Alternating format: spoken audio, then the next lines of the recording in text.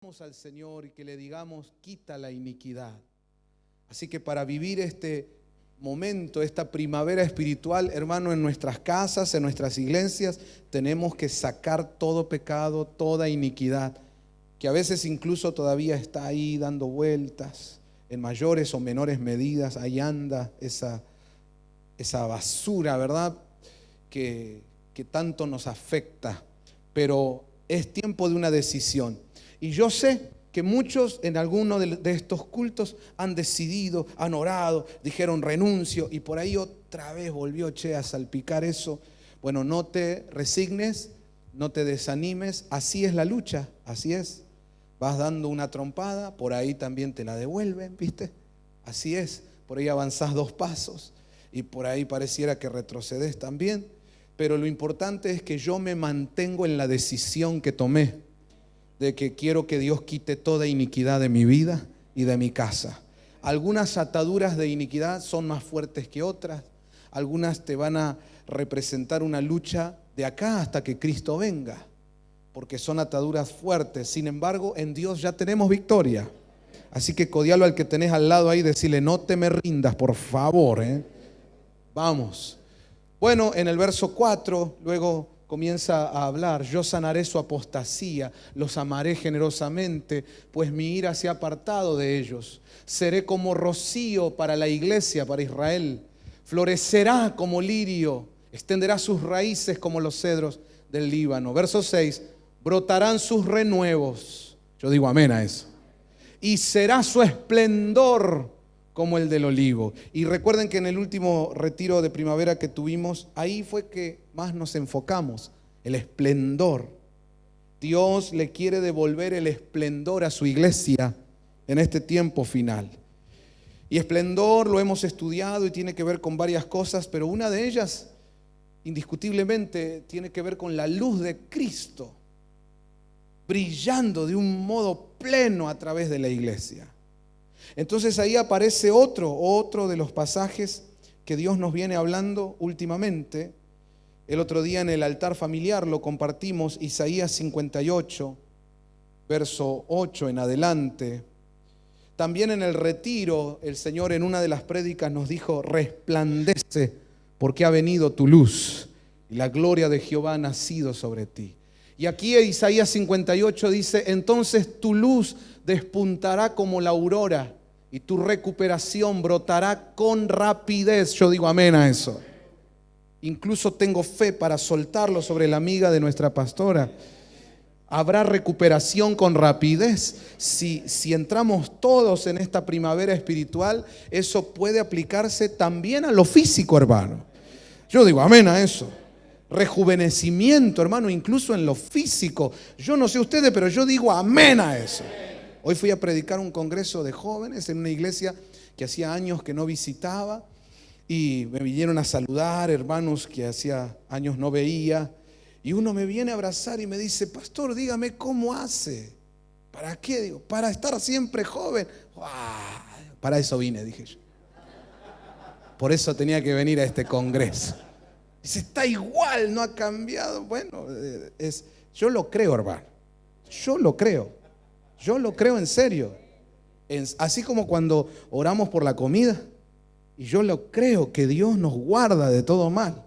Cuando vamos a dormir y oramos, yo lo creo. A veces hay gente que ora por la comida y antes de dormir, de religioso nomás. Pero yo lo creo. Del mismo modo, mañana tenemos Santa Cena.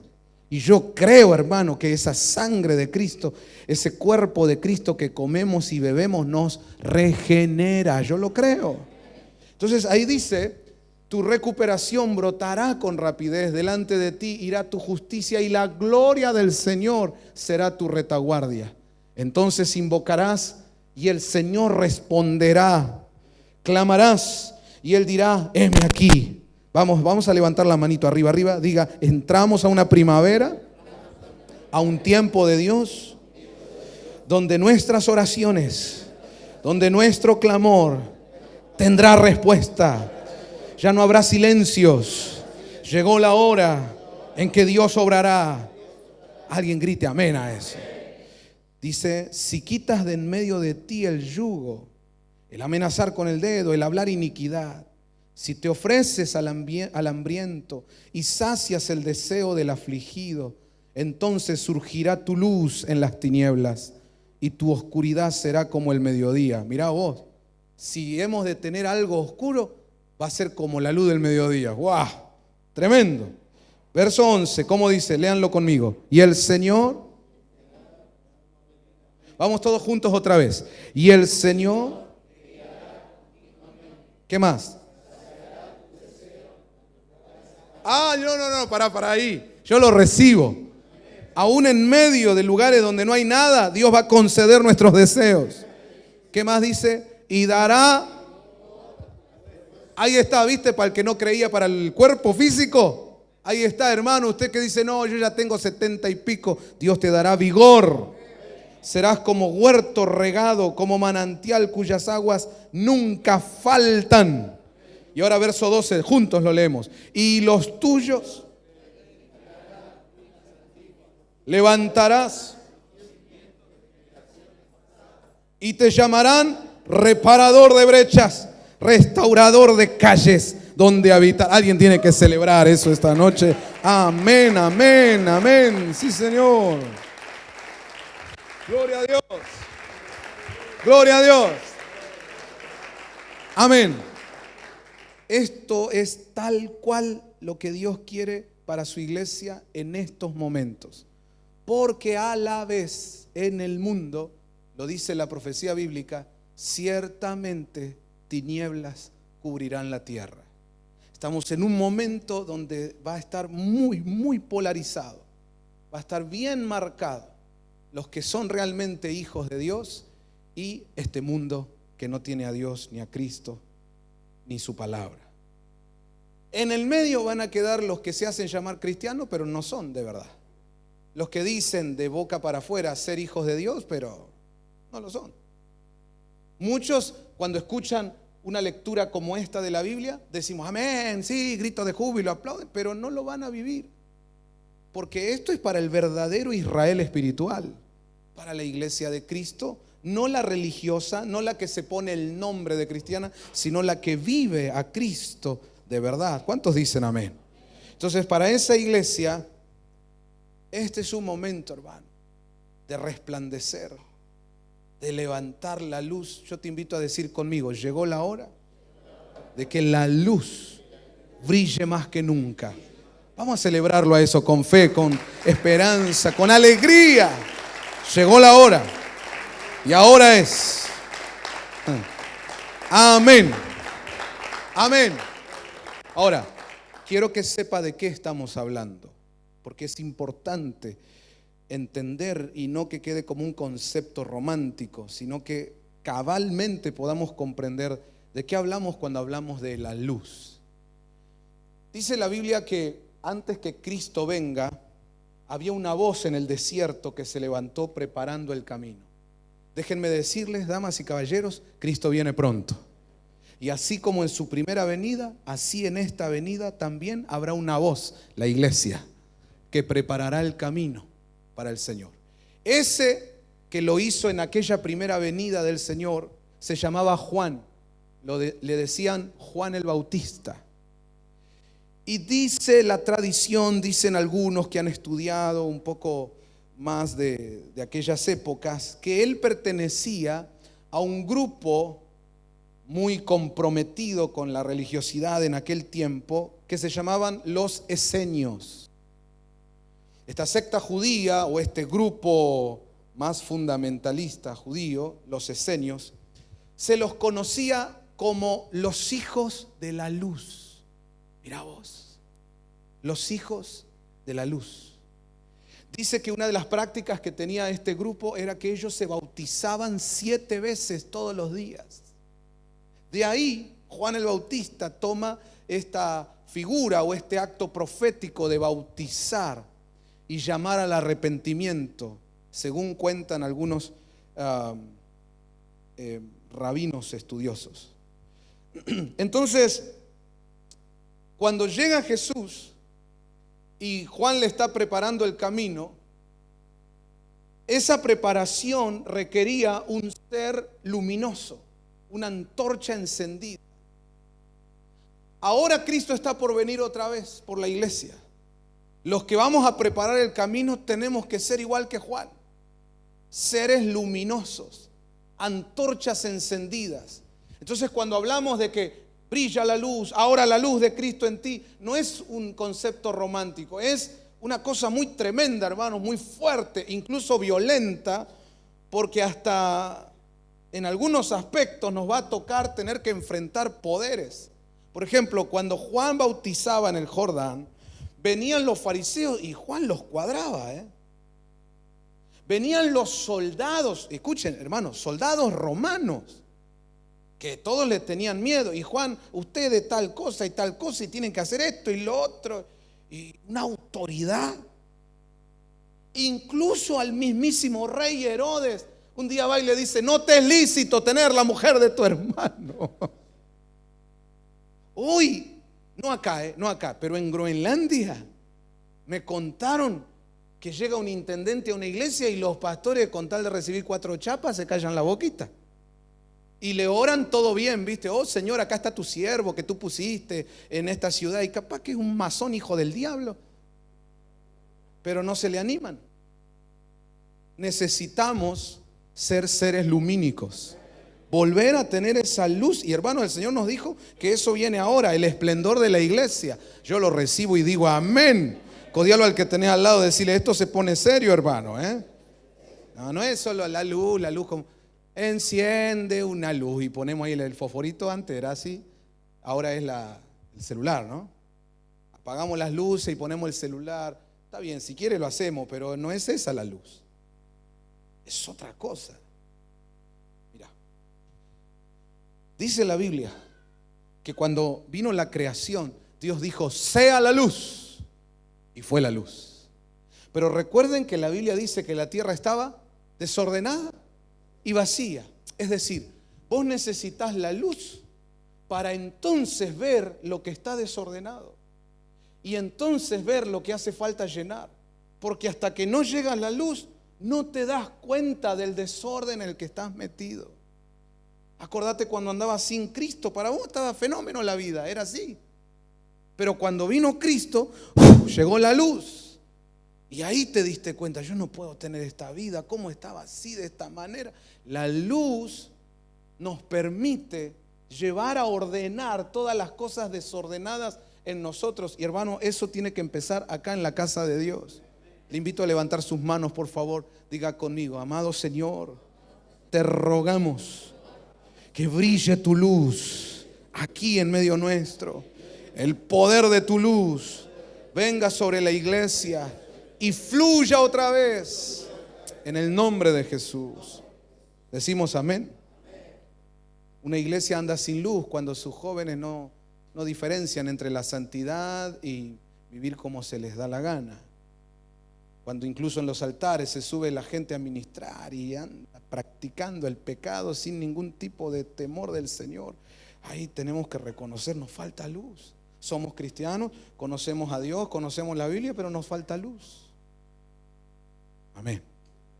La luz para ir más profundo en el corazón: cómo es mi carácter, qué pasa conmigo, con mis reacciones, cómo soy en el matrimonio, con los hijos. La luz, Señor, necesito tu luz. A veces nosotros pensamos que estamos haciendo todo bien y resulta que no es así. Yo quiero la luz del Señor, hermano. Es tan fuerte este tema de la luz que no solo tiene que venir una renovación a nivel espiritual a la iglesia, sino que este renuevo de la luz, esta vuelta del esplendor a la iglesia y de la luz de Dios, va incluso a llevarnos a una transformación del cuerpo para volver al original. Porque en el original, cuando Dios pone a Adán y Eva en el Edén, los cuerpos de ellos eran cuerpos lumínicos. En Juan capítulo 1 dice: en el principio. Mira, ¿por qué mejor lo pone? Porque algunos me están mirando raro y después me acusan que digo cualquier cosa. Juan capítulo 1, San Juan capítulo 1. Ahí vamos a verlo. En el principio, en el origen, existía el verbo estaba con Dios y el verbo era Dios. Él estaba en el principio con Dios. Todas las cosas fueron hechas por medio de Él. dice el verso 4, en él estaba la vida, y luego ¿qué dice? Vamos de nuevo. Y la vida, lo que está diciendo ahí es que en el original, al principio, la vida estaba en la luz. Cuando el hombre, digo ser humano, tanto Adán como Eva, cae en pecado, le abren la puerta al pecado y ahí entra entonces la muerte, el dolor, la enfermedad, todo lo que ya sabemos. Entonces ahí ya cambia y no es como al principio. Y por eso en el libro de Deuteronomio dice que la vida ahora está en la sangre. De ahí que algunos todavía hoy en día, como comentaba la pastora recién, algunas comidas no las comen porque en la antigüedad, en el Antiguo Testamento, Dios le decía a Israel que no coma ese tipo de comidas que era sangre, porque la vida estaba en la sangre. Pero el punto es este: antes del pecado no estaba la sangre. Por eso Adán, cuando aparece Eva, dice: ahora esta es huesos de mis huesos y carne de mi carne, pero no dice sangre de mi sangre, solo huesos y carne, porque allá en el Edén por las venas no corría sangre, corría luz. Por eso dice la Biblia que andaban desnudos, pero no una desnudez como la de ahora. Hay hermanos por allá en Centroamérica que armaron un grupo que hicieron una playa nudista cristiana. No, si somos tremendos. Entonces dice, no, porque hay que volver al Edén. Pero no es la desnudez de ahora. Ellos tenían un cuerpo de luz. Entonces no se podía ver como ahora. Si se pudiera ver la desnudez, era otro tipo de desnudez. Jesús, cuando resucita, tiene ese cuerpo glorificado. Incluso hay un pasaje, a ver si lo tenemos por acá. Espérame. San Lucas creo que es. ¿Dónde estarás? Lucas 24:39. Ustedes se acuerdan que Jesús resucitado entra donde estaban los discípulos. Les dice: mirad mis manos y mis pies, que soy yo mismo, palpadme y ved. Porque un espíritu, que dice, ven que dice carne y hueso, pero no dice sangre. Él lo que está diciendo es: yo no soy un espíritu fantasmagórico, no soy yo, toquen, miren, tengo carne, tengo huesos, pero no sangre. Porque la sangre la derramó toda en la cruz del Calvario para que nosotros seamos salvos. Alguien tiene que celebrarle eso al Señor y darle gracias, Señor. Amén. Gloria a Dios. Dice amén a eso. Pero Él en ese cuerpo resucitado, dice la Biblia, no yo, dice la Biblia que Él atravesaba paredes. Era un cuerpo que atravesaba materia. Y un día nosotros también seremos transformados. Así dice el libro de Tesalonicenses. Lo que quiero que vea, iglesia, es que nuestra transformación no es una idea romántica, no es una forma de decir, una parábola, ¿cómo se dice? Una metáfora. No. Nosotros estamos en un proceso de transformación de verdad, que primero es en lo espiritual, pero va a terminar siendo literalmente aún en lo físico. Gloria a Dios por eso. Y si acá hay gente que le mete pata a ese proceso de transformación y se mete con Dios y profundiza con Dios, puede tener de repente, Carlos, puede tener un anticipo de lo que será el cuerpo transformado. Y eso ya pasó, ya sucedió. Antes de resucitar, ¿qué le pasó al Señor en el monte de la transfiguración? Y si quieren, vamos al Viejo Testamento. Cuando Moisés baja del monte de estar con Dios, no le podían ver la cara. ¿Por qué? Por la luz que irradiaba. Métete fuerte con Dios y esa luz no solo va a ser espiritual, puede llegar a ser incluso física. Hay gente que tiene sensibilidad espiritual y cuando ve llegar a un siervo de Dios, dice, uy, vi una luz. Claro que sí, claro sí, pues. Hablo ahora que está la hermana. Sí puede pasar. Quiero hacer una pregunta. ¿Cuántos acá, en algún momento de su vida cristiana, tuvieron una experiencia así, por ejemplo, de tener una visión, un sueño con el Señor, con la presencia del Señor? ¿Le pasó a alguien? A ver, que levante su mano. Levante su manito. Hay varios. ¿Y a cuántos de ustedes le ha pasado que, por ejemplo, me han contado, pastor, tuve una experiencia que se me apareció el Señor, pero no lo podía ver por la luz que había? Yo sé que era Él. ¿Qué? ¿Lo viste? No podía ver su rostro porque una luz. Gloria a Dios. Hay ángeles que a veces se aparecen en medio de nuestra vida, hermano, y está esa luz presente. Yo lo que quiero decirle, iglesia, que cuando hablamos de luz no es una metáfora. Llegó la hora, y ahora es que vamos a empezar a tener ese esplendor, esa luz del Señor. ¿Usted lo anhela? ¿Lo desea?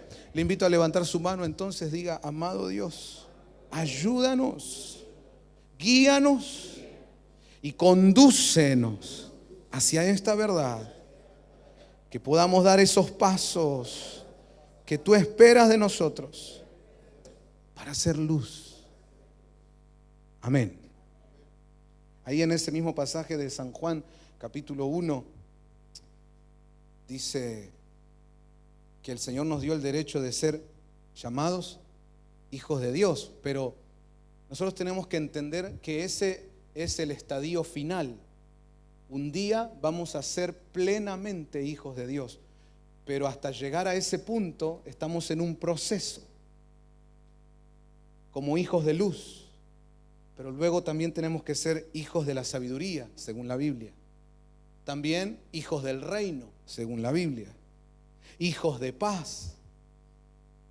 Lo que quiero mostrarle, hermano, es que ser hijos de luz es apenas una de las facetas de un hijo de Dios. Mire, si lo vemos otra vez en San Juan 1, donde está tal vez un poquito más abajo, no me acuerdo el versículo, que dice que Él nos dio el derecho de ser llamados hijos de Dios. En el 12 dicen los hermanos. Ahí está, eso, gracias. Si pones eso ahí en la Biblia de las Américas, como está, creo yo, dice, a todos los que le recibieron les dio el derecho de llegar a ser hijos de Dios. Otras traducciones dice de ser hijos de Dios, pero cuando vos vas al original, en el original aparece la palabra griega ginomai, y ginomai significa llegar a ser, es decir, que hay un proceso. Claro, cuando yo creo en Cristo, yo recibo en Cristo esa posición de hijo, pero también ahí yo entré a un proceso para llevar mi estado al nivel de mi posición. Entonces está muy bien traducido ahí en la Biblia de las Américas, llegar a ser hijos de Dios. Entonces un día, hermanos, plenamente, cabalmente seremos hijos de Dios, pero tenemos que empezar siendo hijos de luz. Qué bárbaro, porque si ser hijo de luz ya es una cosa tremenda, imagínese cuando uno entiende, y eso es solo una faceta. No, si nuestro Dios es tremendo, hermano. Es como cuando alguien hace un solo en un instrumento y uno dice, wow, la rompiste todo. Y eso que estoy quebrado de un dedo, dice, no, las cosas de Dios son tremendas. Vamos, diga conmigo, ser hijos de luz es solo una faceta de este proceso de los hijos de Dios.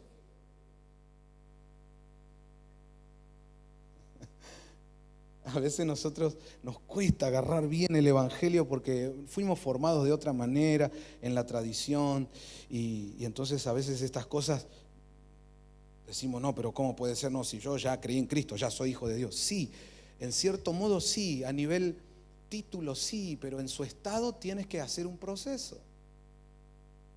Mire, para que me crea, porque ya le veo otra vez la cara. San Juan 8. Mire lo que pasa en San Juan 8, verso 31. Véanlo ustedes, creo que ya lo hemos visto acá alguna vez. Jesús decía a los judíos que ¿qué? Paremos ahí. Recién vimos en San Juan 1 que dice a los que le recibieron, a los que creen en Él, les dio el derecho de llegar a ser hijos de Dios. A los que creyeron. Y acá dice que le estaba hablando a los judíos que habían creído. Entonces, según San Juan 1, ellos recibieron el derecho no de ser, sino de llegar a ser hijos de Dios. Si ya fueran hijos de Dios, si usted dice, no, ya por creer son cabalmente y plenamente, entonces, ¿qué hacemos con el verso 41? Porque si bajamos al verso 41, a esos mismos Jesús les dice, mirá, vosotros hacéis las obras de vuestro Padre. Ellos le dijeron, nosotros no nacimos de fornicación, tenemos un Padre, Dios. Jesús les dijo, si Dios fuera vuestro Padre, me amaríais, porque yo salí de Dios. Porque pues no he venido por mi propia iniciativa, sino que Él me envió. ¿Por qué no entendéis lo que digo? Porque no podéis oír mi palabra. Verso 44, que dice, sois... ¿A quién le dijo eso? A los que habían creído en Él. Quiere decir que uno puede ser creyente y todavía ser hijo. Mejor no lo quiero decir. Uno puede ser creyente y todavía necesitar ser reengendrado. Ahí queda más lindo. Porque vamos a llegar a ser hijos de Dios. Entonces diga conmigo, una de las facetas es ser hijo de luz. Hoy yo le pido al Señor que nos revele esto. Que Él en su gracia, en su misericordia nos ayude a entender esto. Por eso, mirá, cuando uno acepta a Cristo, recibe a Cristo, uno ahí es engendrado, pero todavía no nació. Es como las mamás que al estar con papá engendra a ese hijo, la mamá lo concibe, pero todavía no nació. Ahí va a estar 9 meses en la panza hasta que nazca. Y en esos 9 meses pueden pasar cosas. Puede incluso no nacer. De hecho, hoy está en el tapete el tema del aborto. Muchos abortan. Entonces, llevado eso al plano espiritual, hay mucha gente que acepta a Cristo, cree en Él, lo recibe, pero nosotros damos por sentado, listo, ya es hijo de Dios, ya nació, y por ahí todavía no nació, fue engendrado, pero no nació de nuevo todavía. Y nosotros como iglesia lo tenemos que cuidar, no abortarlos. Como decía hoy la pastora, a veces nuestras actitudes, nuestras palabras no están llevando a la gente a los pastos, no lo estamos alimentando. Si en un embarazo la mamá no come lo que debe comer, no toma lo que debe tomar, puede perder a ese niño. Entonces, hermano, este tema es serio.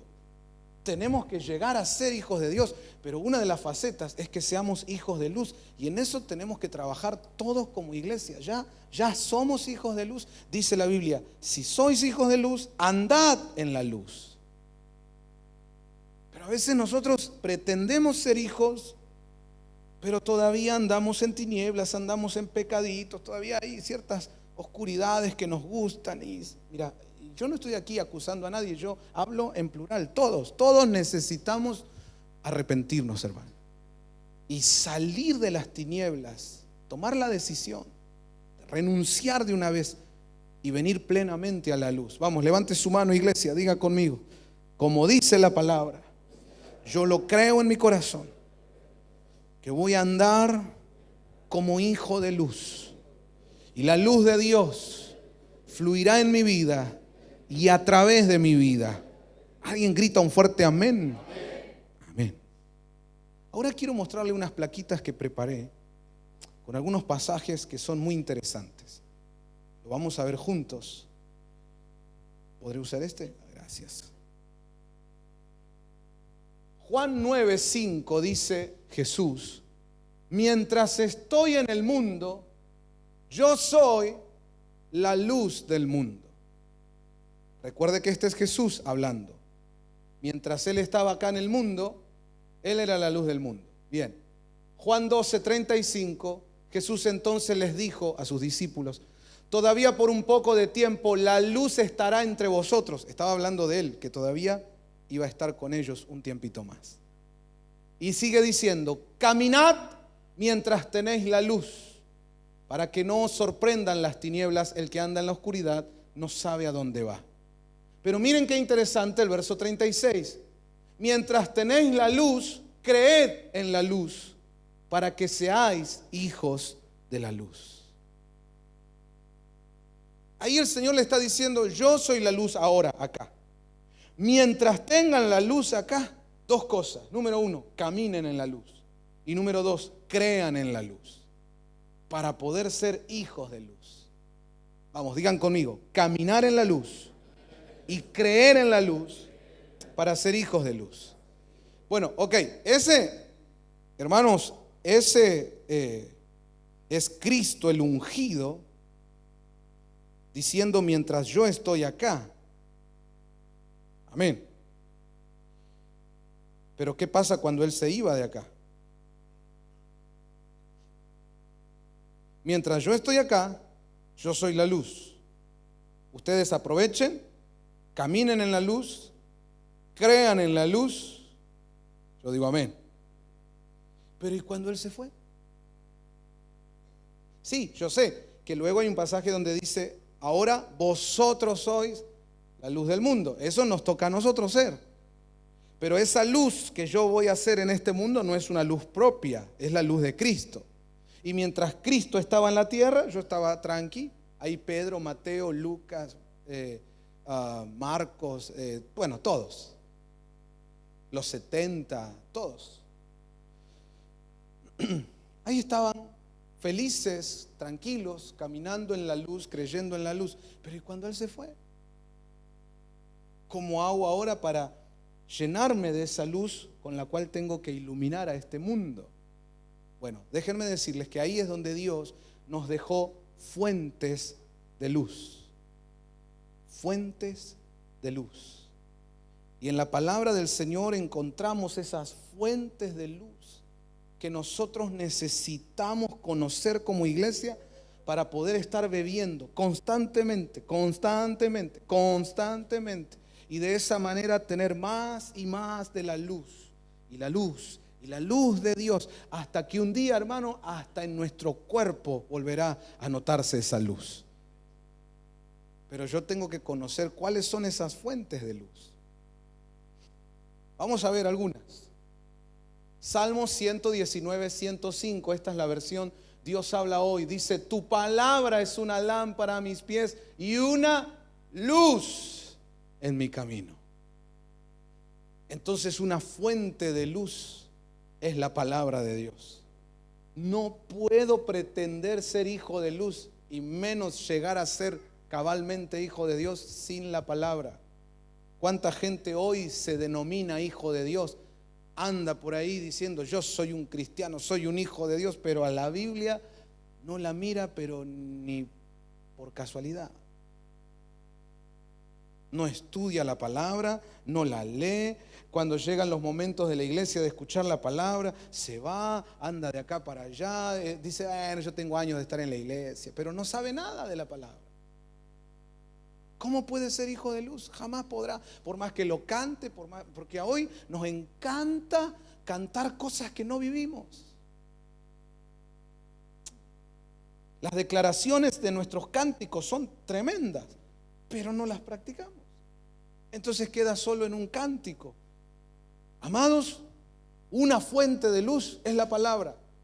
Si vas a ser hijo de luz, si quieres brillar con la luz de Cristo, no puedes prescindir de la palabra. Codiámelo ahí al que tenés al lado, decirle: vas a tener que amar la palabra, hermano, amarla con todo tu corazón y aprender a recibir de ella y leerla, estudiarla, venir a los líderes de la iglesia y decirle: mira, hoy leí este pasaje y no entiendo, vos me explicarías. Y si el líder dice: bueno, mira, esto, bueno, lo que quiere decir, claro, de otra manera no podría ser, bueno, ya te das cuenta de decir: mira, los dos estamos iguales, vamos a preguntar a otro. hasta que encontremos la respuesta, porque yo quiero esta fuente de vida, esta fuente de luz, que es la palabra. Mira cómo dice Proverbios 6:23. El mandamiento es lámpara y la enseñanza luz. Estamos hoy en un tiempo donde, salvo sus honrosas excepciones, una gran cantidad de gente en la cristiandad en general no quieren enseñanza. Quieren prédicas eléctricas, quieren motivación, arengas. Les gusta ir a esas reuniones donde dice, viene el profeta fulano de tal, te adivina el nombre, dice, el número de documento. Y no se me caen las palabras, dije adivina.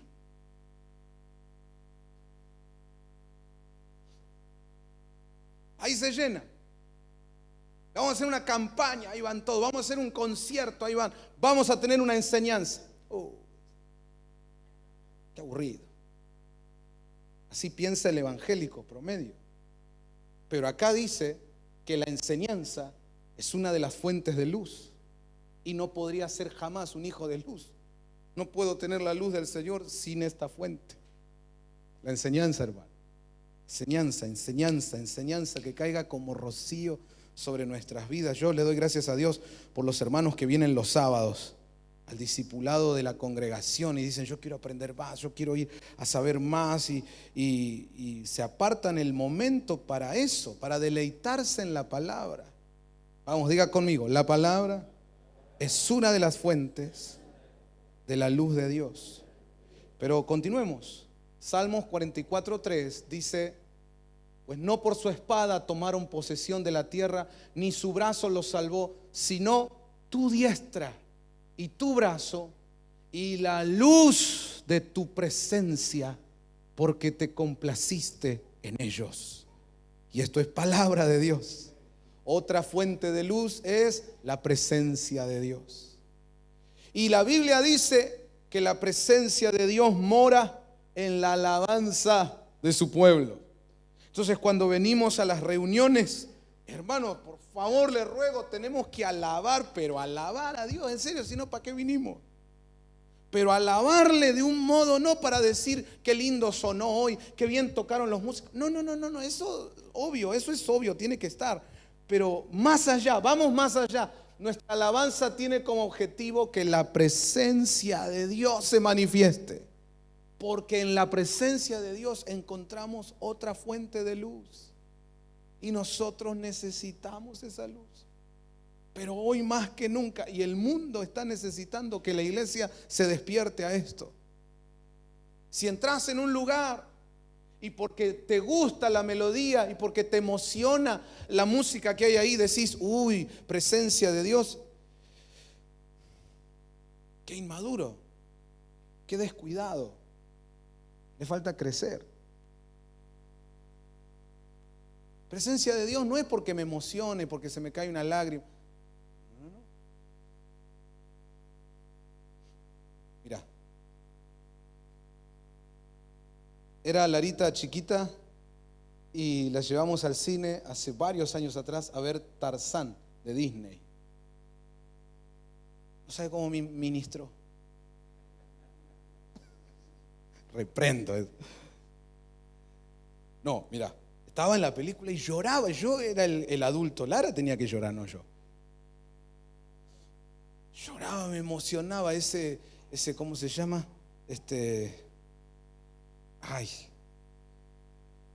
El compositor de las canciones de esa película, Phil Collins, se compone bien.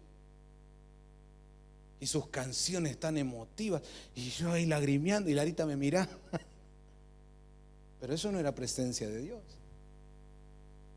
Y hoy la gente entra a un lugar y como siente, hay una emoción, ay, acá está Dios.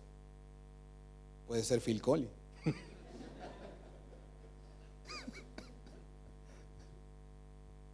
Puede ser Satanás disfrazado de ¿qué? Mira qué interesante, ángel de luz. Por eso hay que discernir entre la luz y la luz. La Biblia dice en Job que la luz de los impíos se apaga. Quiere decir que tienen luz los impíos también. Incluso alguien se puede subir al altar, pero tener el alma impía y sin embargo tener cierta luz, pero esa luz se apaga. Entonces yo lo que necesito es la fuente de luz genuina, que es la presencia de Dios.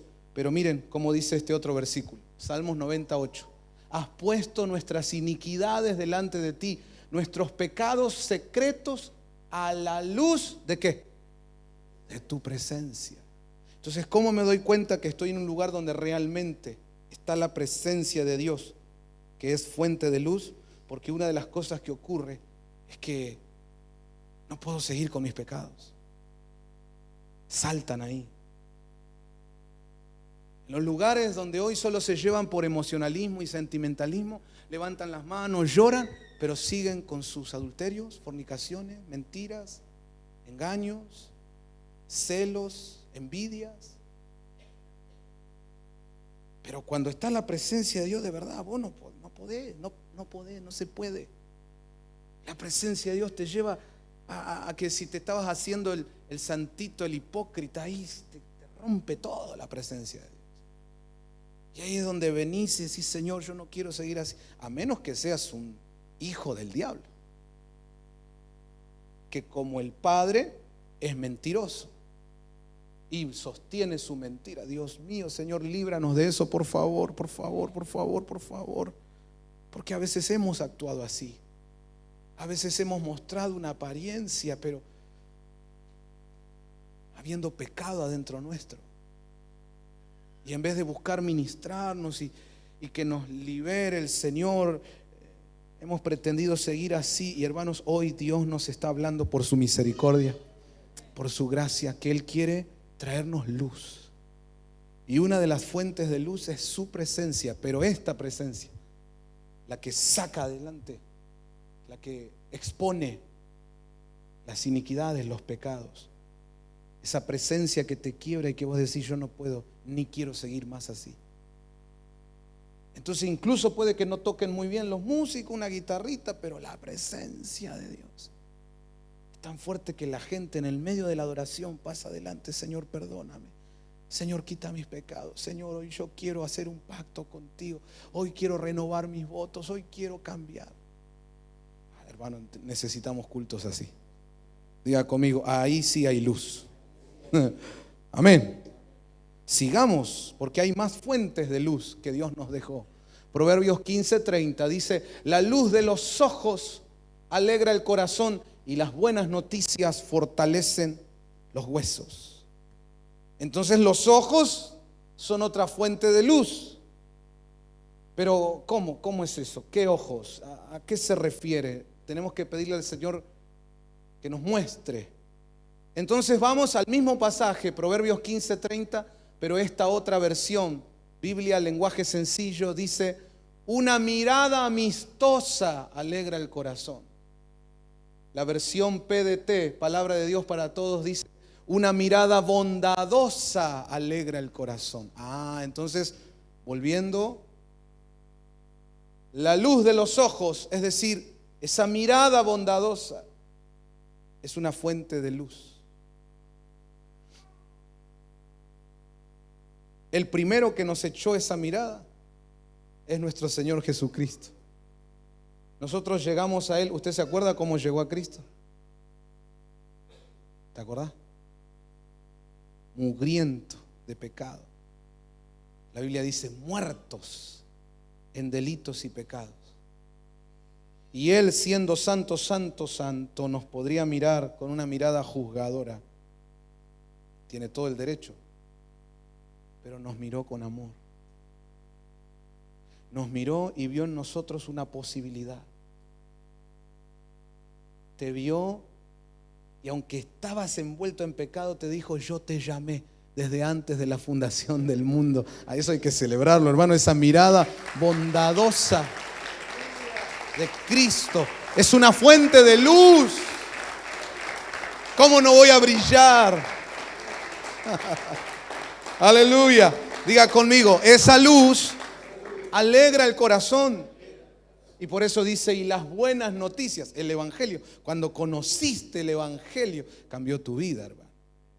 Ahora, eso mismo que hace, que hizo y que hará siempre el Señor con nosotros, nosotros también tenemos que hacerlo. ¿Cómo miramos? ¿Qué mirada le echamos a nuestros hijos? ¿Es mirada bondadosa? ¿Cómo nos miramos en el matrimonio? Uy, pastor, mejor hablemos de otra cosa.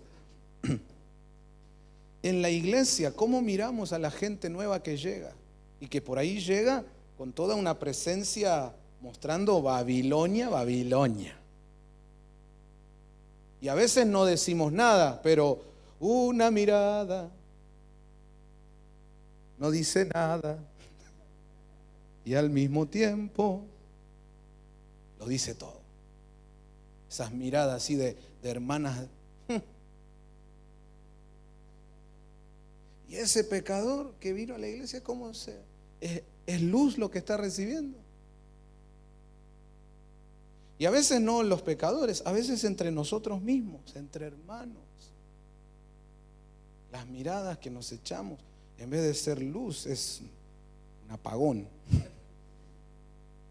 Hay al que tenés al lado de decirle, mírame bien, hermano, mírame bien.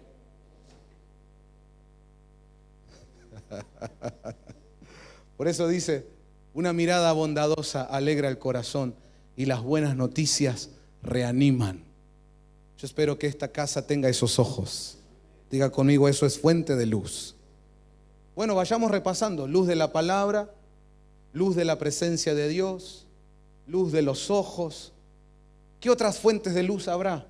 Proverbios 13:9 dice, la luz de los justos brilla alegremente, pero la lámpara de los impíos se apaga. Entonces, donde haya justos que practican la justicia, ahí hay una fuente de luz. Qué lindo ir a una congregación, a una casa donde los justos practican justicia. Yo siento que en esa iglesia hay luz. Pero si no, solo cantamos la luz, predicamos de la luz, pero si no somos justos. Claro, yo sé que todos somos justos en Cristo por la obra redentora en la cruz del Calvario, sí, pero yo estoy hablando ahora de los que viven practicando la justicia. Y a veces, hermanos, no acá, pero en otros lados, hay cristianos que, sí, mucho título de cristiano, pero no son justos. En la casa no son justos. Si tienen negocios, a veces tienen empleados y no les pagan lo que les tienen que pagar.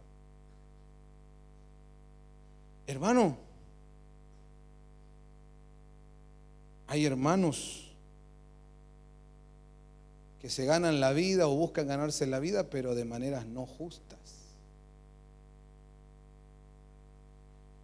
Dice, Uber me cerró la cuenta porque no le pagué. ¿Conocés a alguien que me truché una cuenta? Dice, mamá. Y así vas a hacer luz. ¿Necesitas caer en las tinieblas del mundo para tener 2 mangos más? ¿Podría haber luz ahí? Ahí no hay luz. Estafándonos entre nosotros, mintiéndonos entre nosotros. Eso no es justo. Dejando que 2 o 3 sirvan y el resto mira. Hechos capítulo 6, los apóstoles dicen, no es justo que nosotros tengamos que orar, traer la palabra y después barrer, atender las mesas, hacer todo. No, pará, vamos a repartir la tarea. No es justo.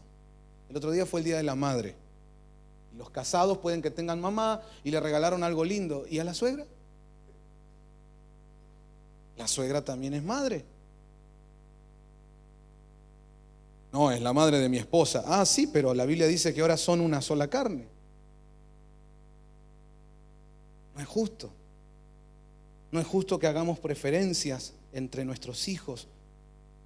No es justo que en la iglesia, hermanos, cuando hay líderes o ministros que nos dedicaron tiempo, que estuvieron con nosotros, incluso renunciando a tiempo que podían haberle dado a su familia, a ellos mismos, estuvieron con nosotros, nos apoyaron, nos ayudaron, y un día yo me enojo, pego un portazo y me voy. No es justo. No hay luz. Hermanos, una de las fuentes de luz son los justos. Yo quisiera que esta casa sea una fuente de luz. Vamos a venir al Señor hoy y decirle: ayúdanos, Señor, a practicar la justicia. Y cada uno haga un examen. ¿Soy justo? ¿Estoy comportándome de manera justa? Que el Señor nos ayude. ¿Qué más? Salmo 89, 15. Otra fuente de luz. Dice: cuán bienaventurado es el pueblo que sabe lo que es la voz de júbilo. Andan, Señor, a la luz de tu rostro. Recién vimos que una de fuente de luz era la presencia de Dios, pero aquí otra fuente de luz es el rostro de Dios. Parecen lo mismo, pero el rostro de Dios es un poco más profundo. Esto hay que buscarlo.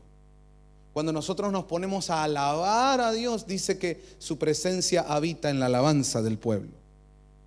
Pero el rostro de Dios, eso ya hay que buscarlo.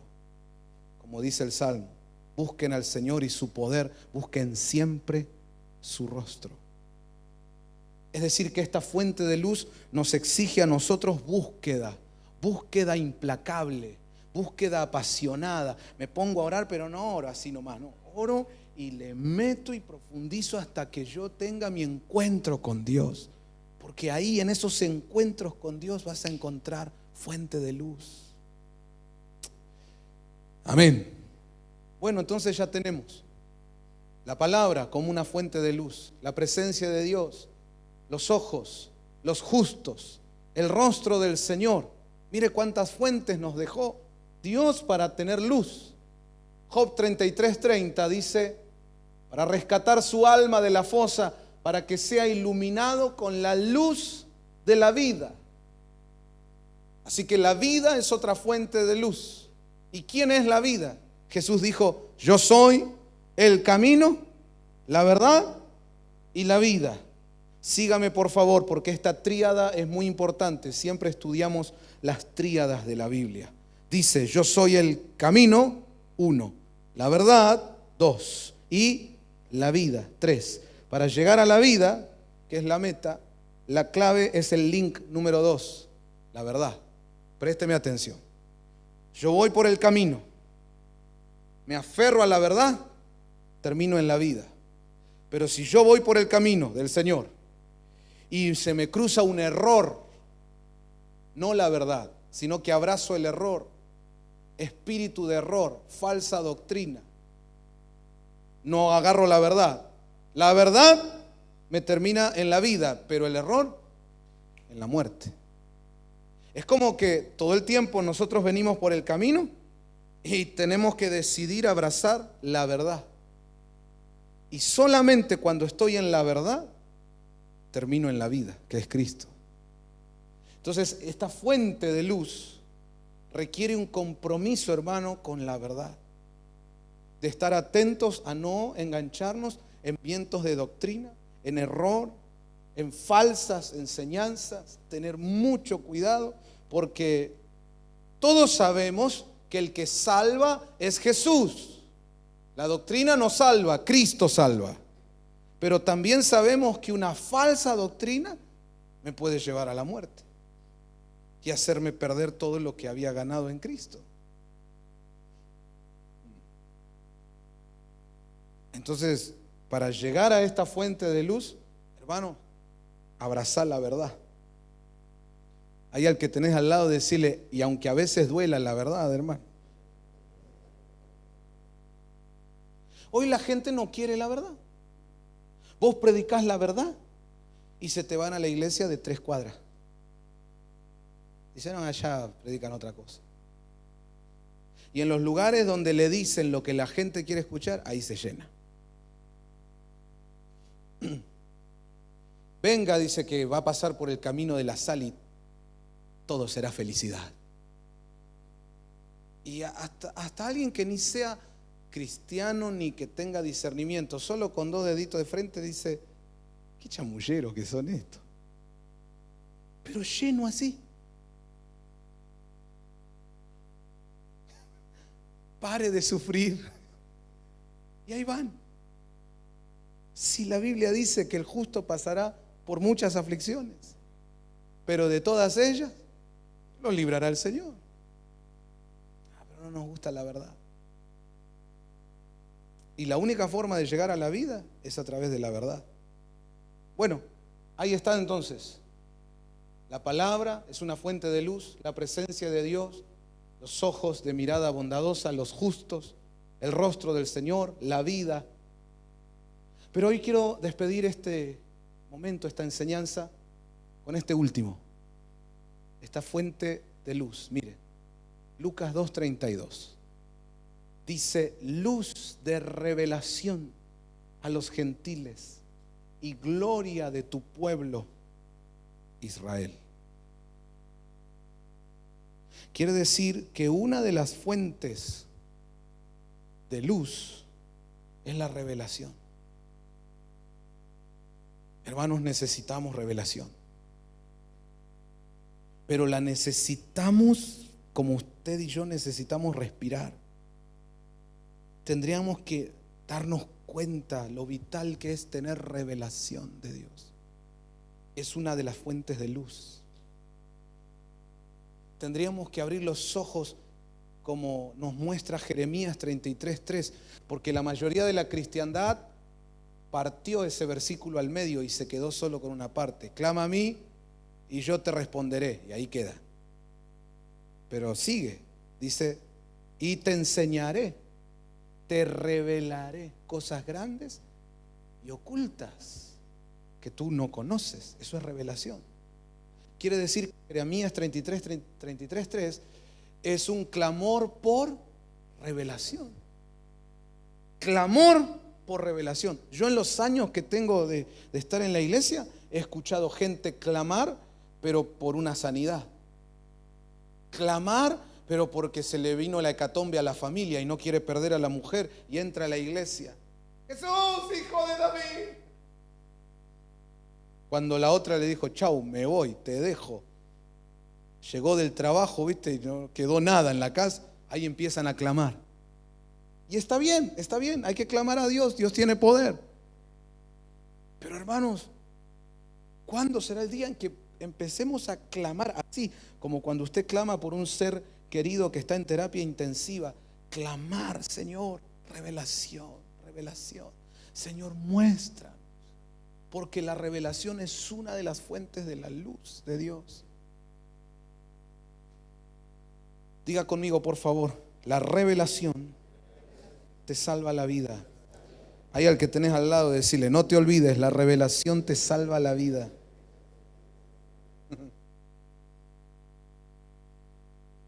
A Daniel lo llevaron a Babilonia de manera prepotente. Lo metieron ahí y en eso, el rey se había encaprichado con que quería que le interpreten un sueño, pero además quería que esos que se suponía que eran brujos, agoreros, adivinos, astrólogos, no sé qué, le dijeran no solo la interpretación del sueño, sino qué había soñado él. Porque él decía: yo siempre cuento el sueño y entonces me dicen: eso quiere decir tal cosa, y para mí es chamullo. Entonces ahora, a ver, si tienen poder de verdad, díganme qué soñé y qué significa el sueño. Y nadie podía acertar y no había manera. Entonces el rey dijo: listo, los mato a todos, no sirven para nada. Y en eso estaba Daniel, porque cuando lo traen a Babilonia, Daniel era profeta, pero en Babilonia lo metieron en el grupo de astrólogos, adivinos, no sé qué. Bueno, ahí adentro Daniel. Entonces lo van a buscar. Hola, buenas tardes, sí, ¿qué tal, Daniel? Vengan, que los van a matar. ¿Por qué? Díganme por lo menos por qué. No, es que el rey, y ahí le cuenta todo. Entonces Daniel dice: díganle al rey que me dé una noche. Si para mañana no está la revelación, bueno, que nos mate. Bueno, imagínese usted que ahora ya es la noche, tarde. Imagínese que para mañana a las 8 de la mañana usted tiene que tener una revelación. Y si no, ¿sabe cómo oramos? De vigilia nos quedamos, ¿no? Señor, así clamaría Daniel.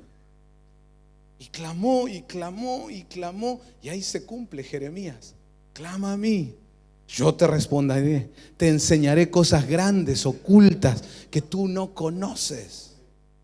Y llegó la mañana y sale Daniel con la revelación de Dios. Diga conmigo, la revelación te salva la vida. Escúchenme con atención. Vienen días difíciles. No solo en la Argentina, en el mundo. Ciertamente tinieblas cubrirán la tierra, dice la profecía bíblica. Y en estos tiempos difíciles no van a faltar ataques diabólicos para querer matar a los hijos de Dios, a los siervos de Dios. Persecución contra la iglesia. De maneras violentas quieren introducir, imponer ideologías, filosofías, todas sus cuestiones que vienen en contra de los diseños de Dios. Nos querrán hacer ver a nosotros como los malos de la película. En un tiempo bien duro, que ellos de manera cínica dicen, ay, la homofobia, por ejemplo, ¿no? O el odio, mira, hablan del odio y en realidad el odio lo tienen ellos. Odian a los hijos de Dios, odian la palabra de Dios, odian los diseños de Dios. Y si uno osa declarar uno de los diseños de Dios, ahí te caen. Y esto se va poniendo cada vez más terrible. En medio de eso, el pecado, la maldad, la iniquidad que va creciendo de manera tremenda. Y cuando crece así la iniquidad, eso trae juicios. Hermanos, nos toca ahora vivir tiempos donde habrá violencia, maldad, persecución, juicios. Y en medio de un tiempo así, lo que te va a salvar la vida es la revelación. Hay hermanos de iglesias que la noche anterior a que venga un terremoto o los alcance un tsunami, Dios se los reveló. Y salieron a tiempo. Así va a pasar en este tiempo. Dice, derramaré de mi espíritu sobre toda carne. Los jóvenes tendrán visiones. Los ancianos soñarán sueños. Y Dios te revelará el peligro que se acerca, o los pasos que tienes que dar, o aquello que hace falta poner en práctica en tu casa, en tu iglesia. Este va a ser uno de los tiempos de mayor revelación. Incluso lo que se acerca, hermanos, es la revelación de nuestro Señor Jesucristo. Él se va a revelar. Pronto viene y mis ojos lo verán. Alguien tiene que celebrar eso si lo siente en su corazón. Mis ojos lo verán. El tiempo de mayor revelación de Cristo. ¡Wow! ¡Aleluya! ¡Gloria a Dios! Mira, diga conmigo, y la revelación es una fuente de luz. Mira esto, con esto quiero terminar. Mira, cuando hablamos de que Cristo se me revele, de que Dios me revele lo que tiene para mi vida, no podemos olvidarnos de aquel pasaje del libro de Pedro. Pedro el apóstol escribe y dice, la gracia que os será dada, que vendrá, en esa gracia tienen que poner toda vuestra esperanza completa. En la gracia que os será dada en la revelación de nuestro Señor Jesucristo. Y acordate que la revelación es una de las fuentes de luz. Ok, para tener revelación hay una gracia que nos tienen que dar. Entonces en este tiempo yo sé, y usted también sabe, que no somos los santitos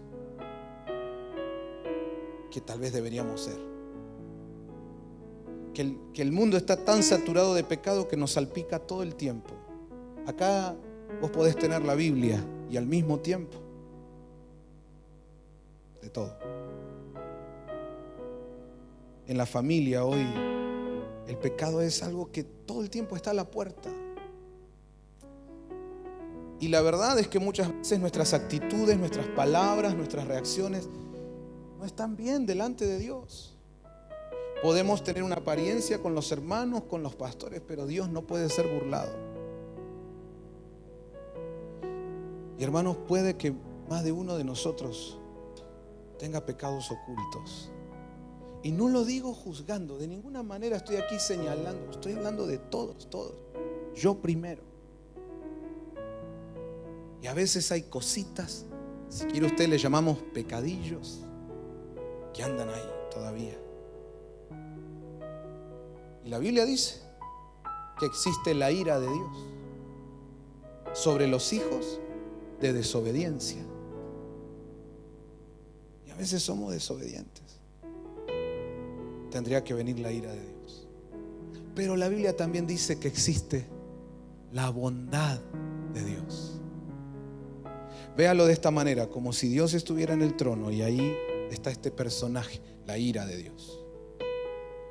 Y dice Dios, ahí están estos desobedientes, solo tu orden y voy. Para terminar. Pero del otro lado hay otro personaje, la bondad de Dios. Y la bondad de Dios le dice a la ira, ira, dame un momento. Como dijo ese labrador al que quería arrancar la higuera que no daba frutos, déjamela un año, déjame que vaya yo primero, y si después de que yo obre sigue igual, está bien. La ira lo mira a Dios, Dios dice, ok, que vaya la bondad. Y dice la Biblia que la bondad de Dios, creo que hace unos 2 meses hablamos de eso acá, un domingo. Dice la Biblia que la bondad de Dios nos lleva al arrepentimiento. ¿A dónde nos lleva la bondad de Dios? Entonces ahí anda el hermano desobediente, con pecados ocultos, desobediente.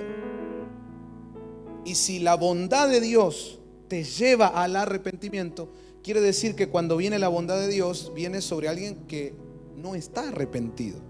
Por eso lo tiene que llevar al arrepentimiento. A veces nosotros acá en la iglesia lloramos, lagrimitas, en un corito lindo, pero no estamos arrepentidos. David, por ejemplo, el gran siervo de Dios, dulce cantor de Israel, él mandó a matar a Uzías, se quedó con la mujer y no estaba arrepentido. Recién se arrepintió cuando vino el profeta Natán y expuso su pecado. Y en el Salmo 51 dice: Señor, en pecado fui concebido.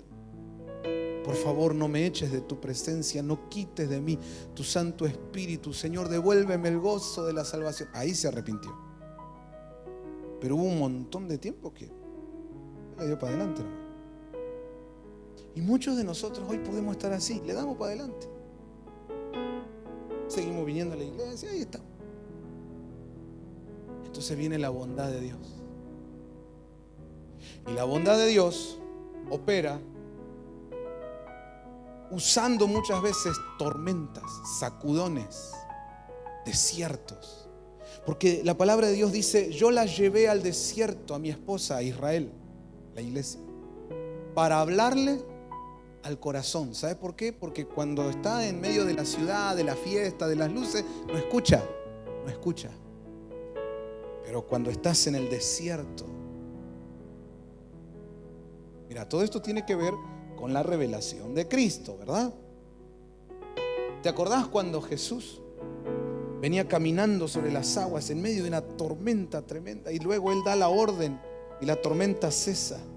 Entra a la barca y los discípulos se tiran a los pies y por primera vez le dicen: verdaderamente este es el Hijo de Dios. Tuvieron una revelación de Cristo. ¿Sabes cuándo la tuvieron? En una tormenta. Entonces yo quiero hablarle a personas aquí que saben que en este último tiempito Dios ha permitido desierto, tormentas, unos sacudones. No se te dan las cosas. Está como trabado todo, no hay manera. Y tal vez no te diste cuenta, no se te había revelado qué es la bondad de Dios. Vos enojado, diciendo: Dios se olvidó de mí, ¿qué pasó con sus promesas? Y yo acá remándola, ¿y qué pasa? Y es la bondad de Dios que te está cerrando la puerta, que te metió al desierto, que permitió una tormenta, porque es la única manera que escuches y que tengas una revelación genuina de Jesucristo.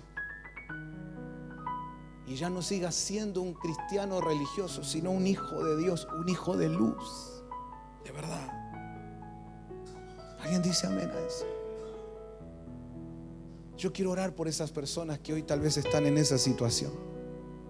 Dios te ha pedido cosas, Dios te ha hablado hace tiempo, y a veces nos hicimos los sordos, como que dijimos, bueno, que quede ahí, pero Dios no se olvida de sus palabras.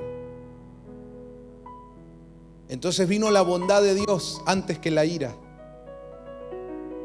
porque andabas desobedeciendo. Pero vino la bondad de Dios. Permite una tormenta, un tiempo de sequedad, desierto, un sacudón.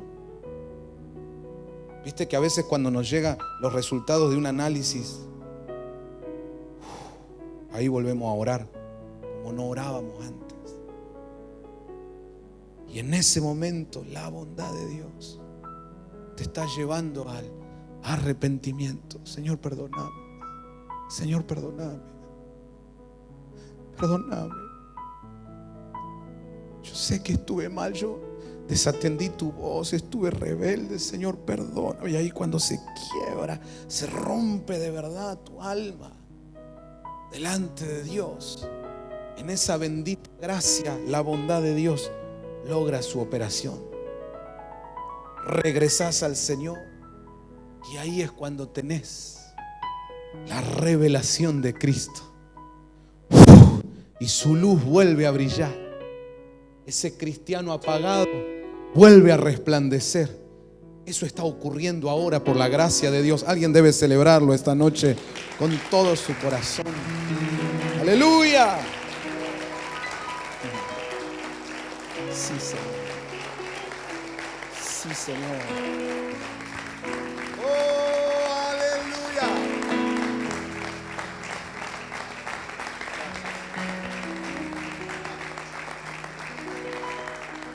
Por favor, inclina tu rostro, cerremos nuestros ojos. Capaz que no estabas brillando como antes. Se había apagado un poco la luz.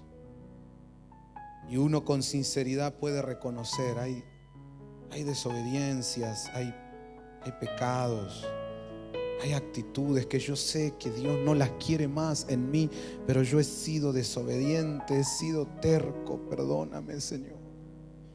Perdóname. Perdóname, Señor. Perdóname. Hoy me arrepiento. Y arrepentimiento es más que llorar y sentirse mal. Arrepentimiento es un cambio. Y sobre todo cambio de manera de pensar. Mientras todos tienen su rostro inclinado y sus ojos cerrados, déjenme preguntar, por favor, ¿habrá alguien aquí que dice: yo soy esa persona? Que ahora entiendo que la bondad de Dios me puso en una tormenta, en un momento de sequedad, donde no se me estaban dando las cosas. Y yo incluso me enojé con Dios, me amargué, pero ahora entiendo que era la bondad de Dios. La bondad de Dios, que no iba a permitir que yo siga así, en desobediencia, en pecado. Ahora entiendo que es Dios que me está llamando. Si hay alguien así aquí, levante su mano ahí donde está. Levántala delante de Dios. Con sinceridad. No tengas vergüenza ni pena. Solo levanta tus manos delante del Señor. Acá no importa qué dirán, si me ven, qué importa. Lo que te tiene que importar es lo que Dios te está hablando. Aleluya. Ten esa mano adelante, arriba, arriba. y orale a Dios con la sinceridad que no tuviste nunca hasta ahora.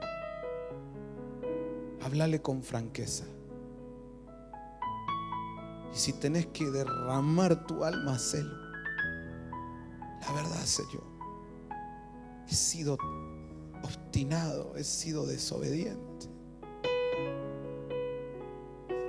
Yo sabía que tú me llamabas y yo a propósito cerré mis oídos.